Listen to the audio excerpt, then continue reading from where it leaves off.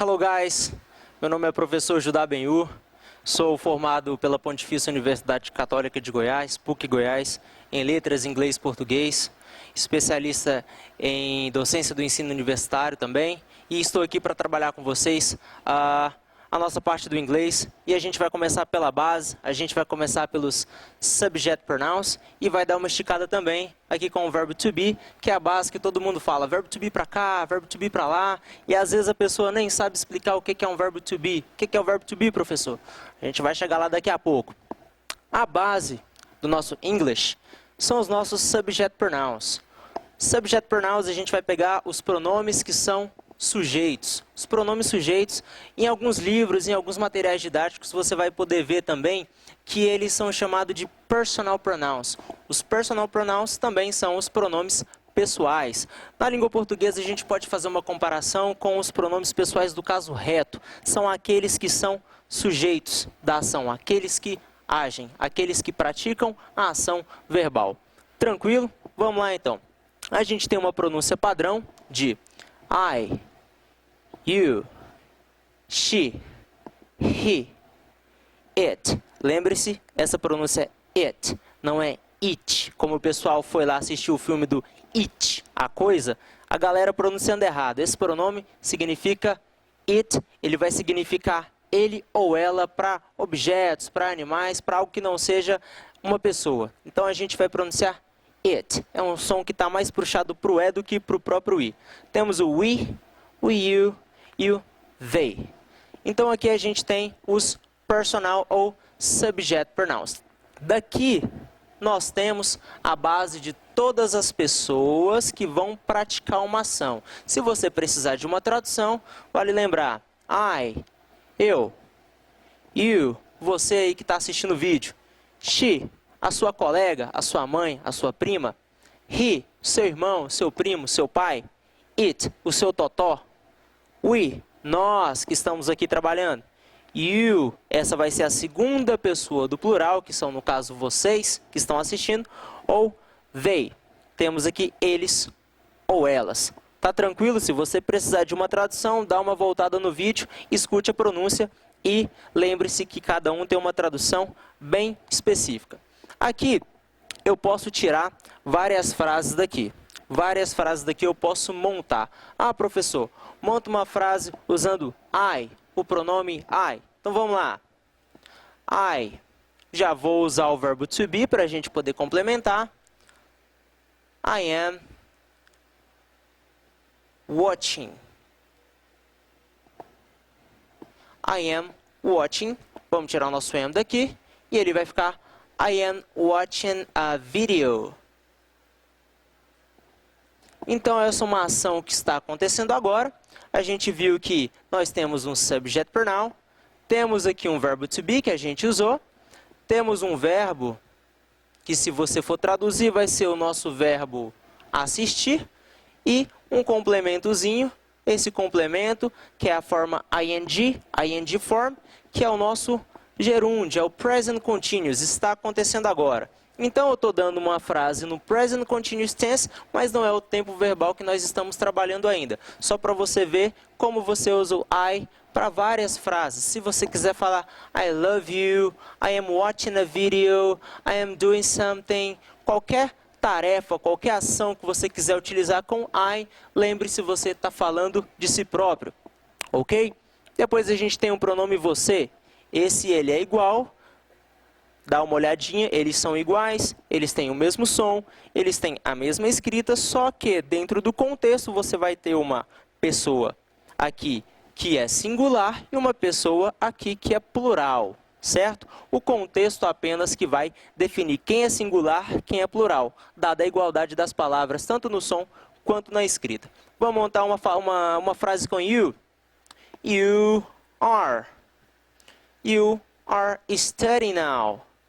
Aqui a gente está falando que você aí que está sentado assistindo esse vídeo, você também está estudando.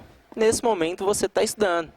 You are studying now. Quer dizer que você usou um pronome pessoal, usou um verbo to be e usou um verbo da mesma forma que a gente usou o verbo estudar, né?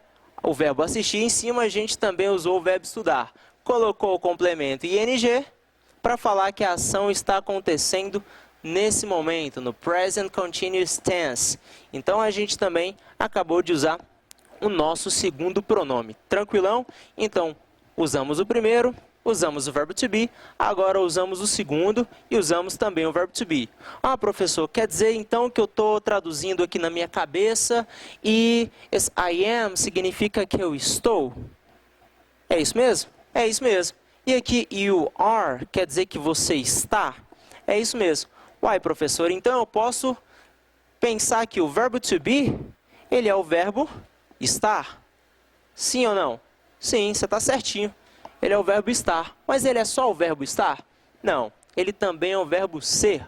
Vamos pegar o pronome she, o personal pronoun she, e vamos montar uma frase com ele.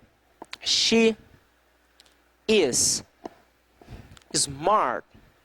Vamos pegar um adjetivo agora. Usamos novamente o nosso verbo to be. Beleza? Só que aqui agora a gente não está querendo uma tradução de eu estou ou você está, mas sim uma tradução de é. Então, quer dizer, professor, que o verbo to be, ele é traduzido como ser e estar?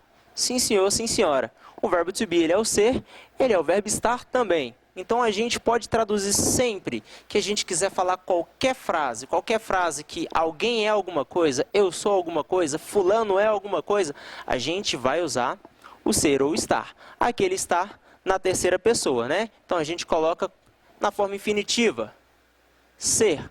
Então, o verbo to be é o verbo ser, é o verbo estar. Tranquilo?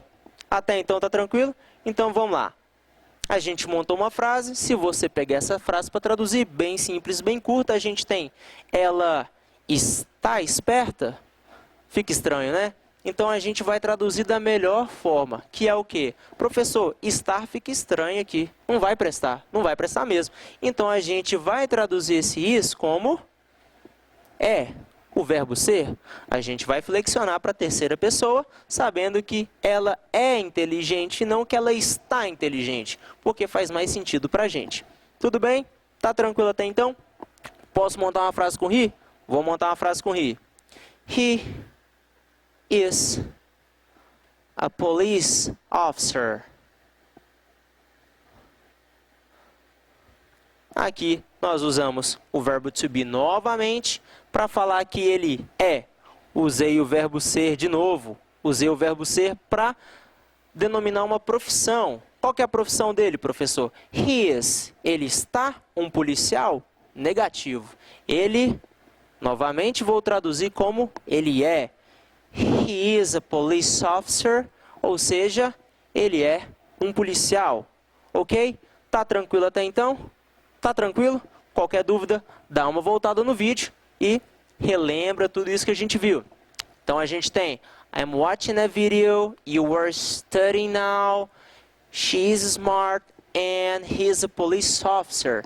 Então, a gente tem 4 frases usando 4 subject pronouns ou personal pronouns e os seus respectivos verbos to be.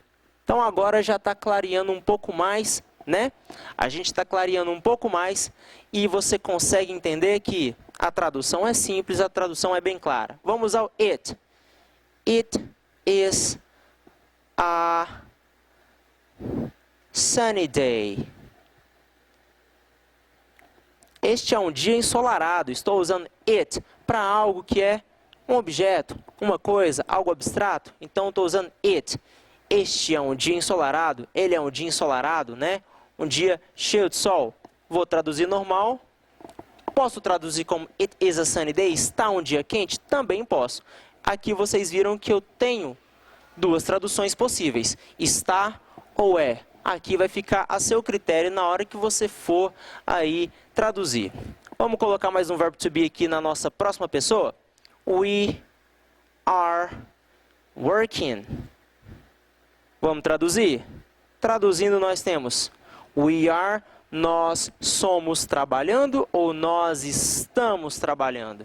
Então, aqui você mais uma vez viu que o verbo estar cabe muito melhor do que o verbo ser. You are, mais uma frase. You are watching me. Vocês estão me assistindo, certo? Então, montamos uma frase com vocês estão e não vocês são me assistindo, porque não faz muito sentido, né? You are watching me now. Vocês estão me assistindo. E eles estão, let me see, they are learning. Eles estão aprendendo. Peguei o verbo aprender, coloquei o meu complemento, coloquei o verbo to be. Então, eu sei o quê? Que cada subject pronoun vai ter um verbo to be específico para ele. Isso é imutável, não posso trocar isso aqui, não posso trocar. Para cada um, eu vou ter um. Lembrando que aqui eu tenho primeira, segunda e terceiras pessoas do singular. E depois, primeira, segunda, terceira pessoa do plural. Tá tranquilo? Pegou? Subject pronoun, verbo to be. Valeu, galerinha. Até a próxima aula. E a gente continua falando sobre verbo to be, subject pronouns e as suas formas. Brigadão, galera.